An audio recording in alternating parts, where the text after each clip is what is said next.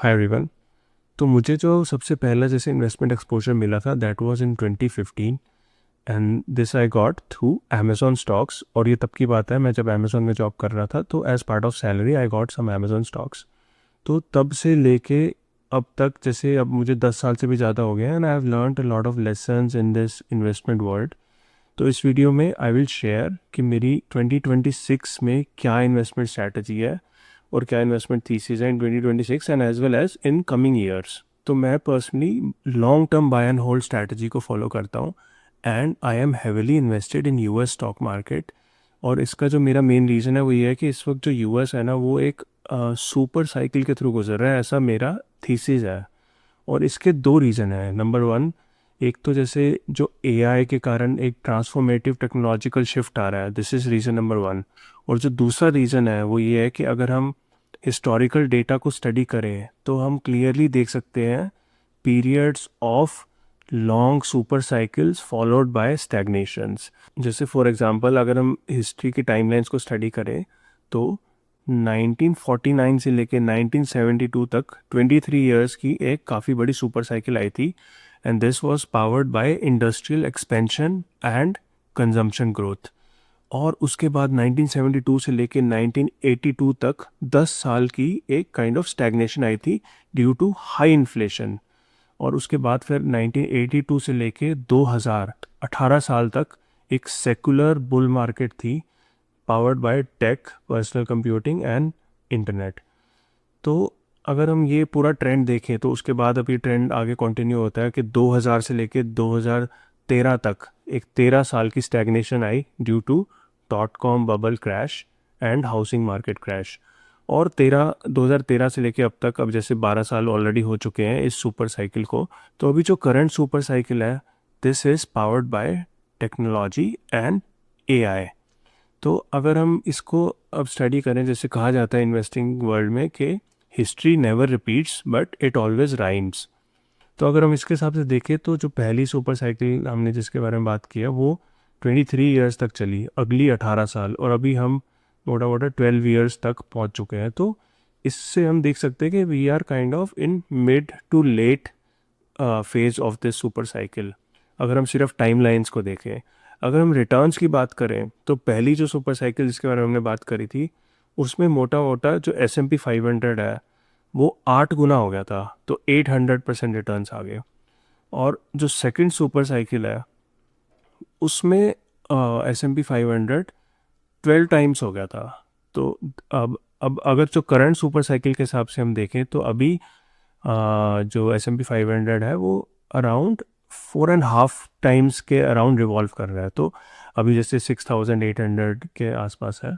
तो यहाँ पे मेरा इन्वेस्टमेंट थीसिस है वो ये है कि अभी जैसे हम mid to late phase of super cycle में चल रहे हैं एंड अभी rest of the super cycle जो होगी this will be powered entirely by AI.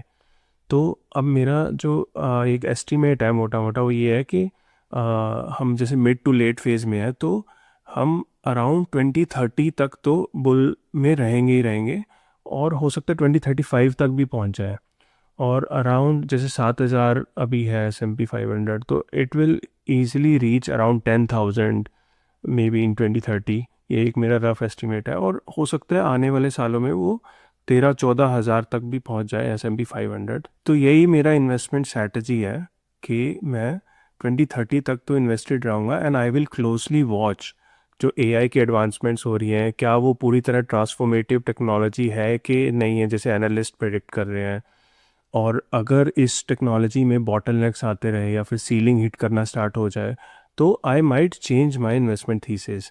तो मैं इस टेक्नोलॉजी को इंटरनेट और कंप्यूटर रेवोल्यूशन से कंपेयर कर रहा हूँ, और मैं इसका आउटकम क्लोजली वॉच करूँगा हर साल कि भाई अभी हमने ये एडवांसमेंट्स करी हैं और आगे क्या प्रोजेक्टेड है। तो अब इसमें एक ये काफ़ी इंपॉर्टेंट चीज़ है समझने की कि हर सुपर साइकिल में मल्टीपल क्रैशेस आते हैं 20-30% के, या इससे ज़्यादा भी आ सकते हैं। जैसे 2020 में हमने देखा था, फिर 2022 में भी काफ़ी बड़ा क्रैश आया। तो क्रैशेस काफ़ी कॉमन है।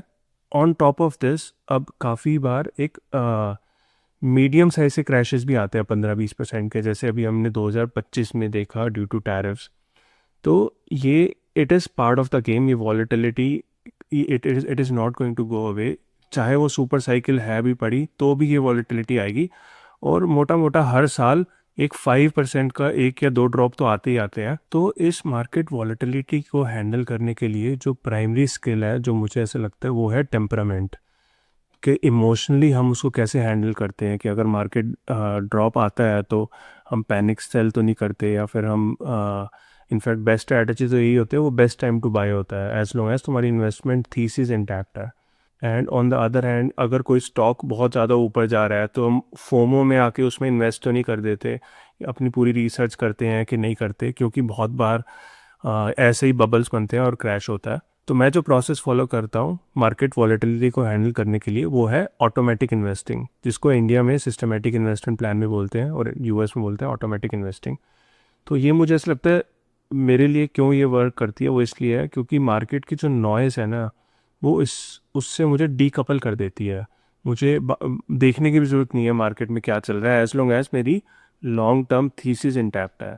I just need to do research on my thesis, और मुझे डे टू डे ये देखने की जरूरत नहीं है अरे आज मार्केट ऊपर है या आज नीचे है, आज इन्वेस्ट करना चाहिए कि नहीं। तो ऑटोमेटिक इन्वेस्टिंग ऑटोमेटिकली ये डिसीजन तुम्हारे लिए ले लेती है और तुम्हारी थीसिस को सपोर्ट करती है। और मुझे ऐसा लगता है कि अगर ये मैनुअली डिसीजन लिया जाए तो बहुत ज़्यादा डिसीजन फटीग हो जाएगा और बहुत ज़्यादा इमोशनल टर्बुलेंस क्रिएट होएगी। तो इसलिए मुझे ये ऑटोमेटिक इन्वेस्टमेंट की बेस्ट स्ट्रैटेजी लगती है। ऑल्सो अगर आपको जानना है about my story regarding financial independence, तो you can check out this video. इसमें मैंने 5 स्टेप्स कवर करे हैं जो मैंने खुद फॉलो करे हैं to reach financial independence. Also अगर वीडियो अच्छा लगा हो तो प्लीज़ लाइक एंड सब्सक्राइब जरूर करना, ताकि हम इस टाइप की और वीडियोज़ बना सकें। And thanks for watching, bye.